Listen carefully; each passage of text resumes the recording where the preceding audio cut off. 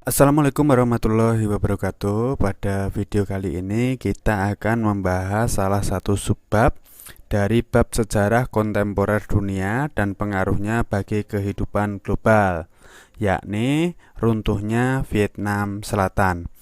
Materi ini bisa kalian dapatkan ketika kalian duduk di kelas 12 untuk mata pelajaran sejarah peminatan.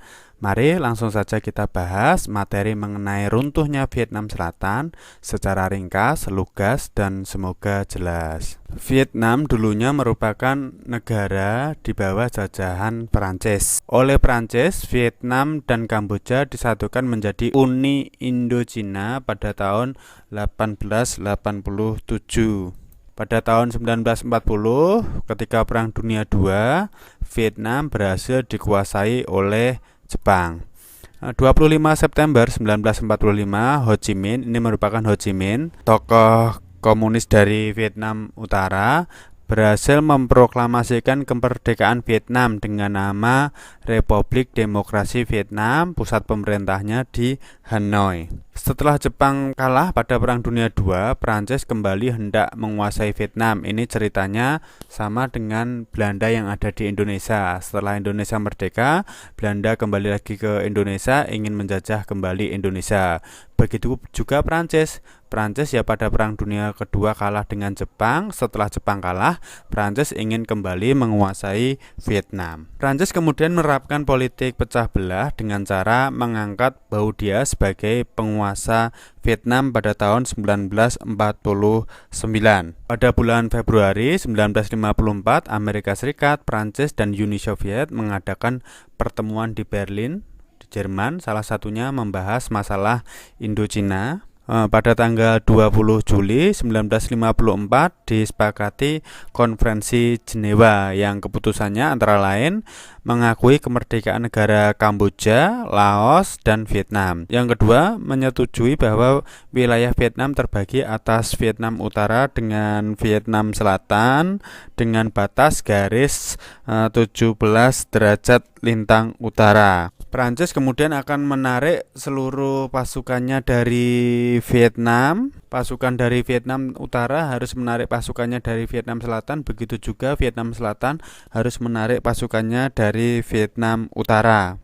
Kemudian akan diadakan pemilu pada bulan Juli 1956 untuk menyatukan Vietnam di bawah pengawasan Komisi Pengawas Internasional. Dengan adanya Konferensi Jenewa ini membuat Vietnam terpecah menjadi dua, yakni Vietnam Utara bernama Republik Demokrasi Vietnam yang pro dengan komunis, dan wilayah Vietnam Selatan yang bernama Republik Vietnam yang berideologi liberalis. Kemudian terjadilah Perang Vietnam. Perang Vietnam ini dilatar belakangi oleh keinginan Ho Chi Minh, pemimpin dari Vietnam Utara, yang menginginkan bersatunya Vietnam.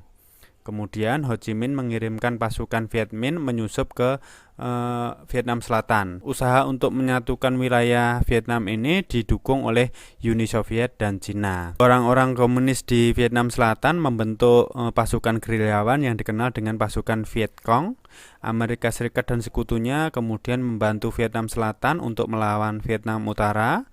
Pada tahun 1970, pemerintah Vietnam Selatan dan pemerintah Amerika Serikat melakukan perundingan di Paris, tetapi belum berhasil mengakhiri konflik. Kemudian Viet Minh dan Viet Cong secara tiba-tiba pada tanggal 3 April 1972 melakukan serangan besar-besaran dan hampir saja menguasai Saigon yang merupakan ibu kota dari Vietnam Selatan. Kemudian Amerika mengirimkan pasukannya ke wilayah Vietnam Selatan. Keterlibatan Amerika Serikat dalam Perang Vietnam ini tidak bisa dipisahkan kaitannya dengan adanya teori domino.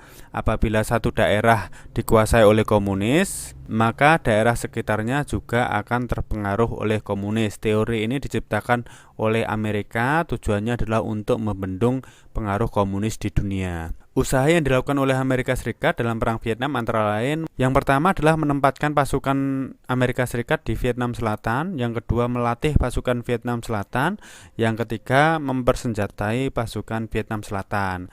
Akan tapi usaha yang dilakukan oleh Amerika Serikat tidak membuahkan hasil yang signifikan. Amerika Serikat kalah dalam Perang Vietnam.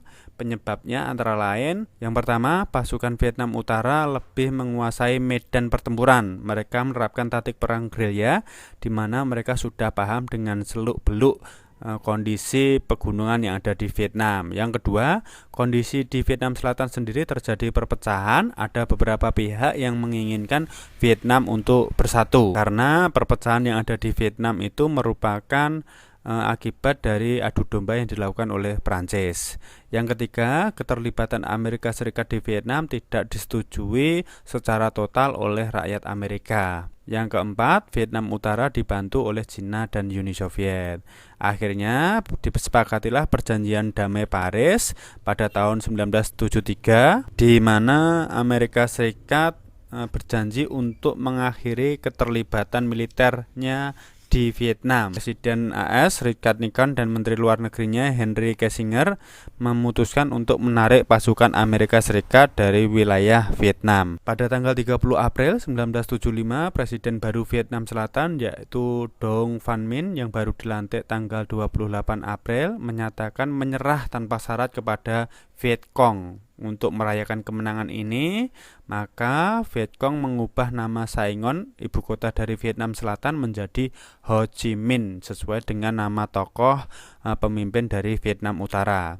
Akhirnya secara resmi Vietnam bersatu pada tanggal 2 Juli 1976.